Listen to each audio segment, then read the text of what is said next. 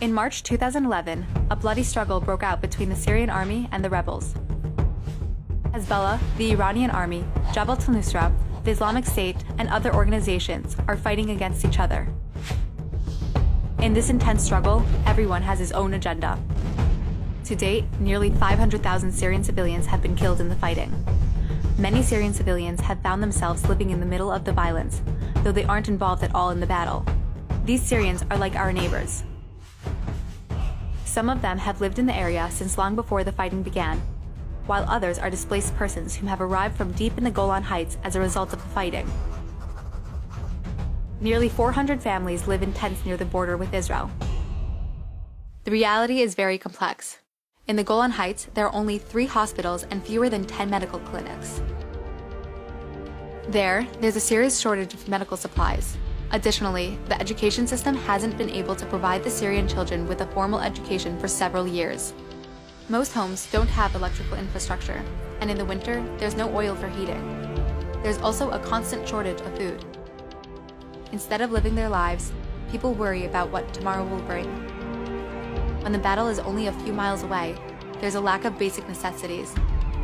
People struggle to survive on a daily basis.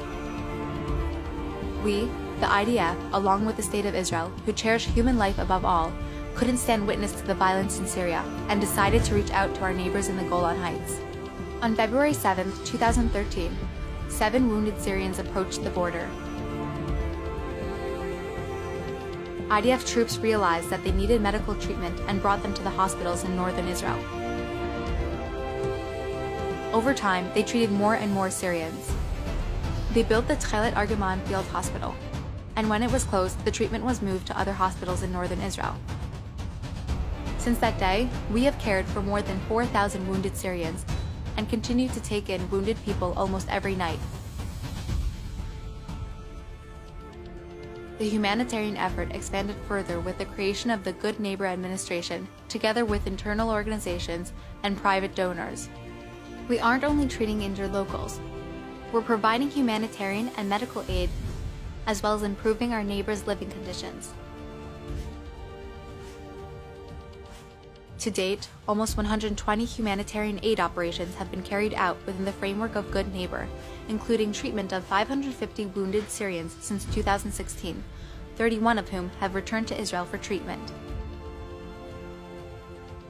We will continue to support our neighbors in the Golan Heights, as long as we're able to do so and as long as they need help.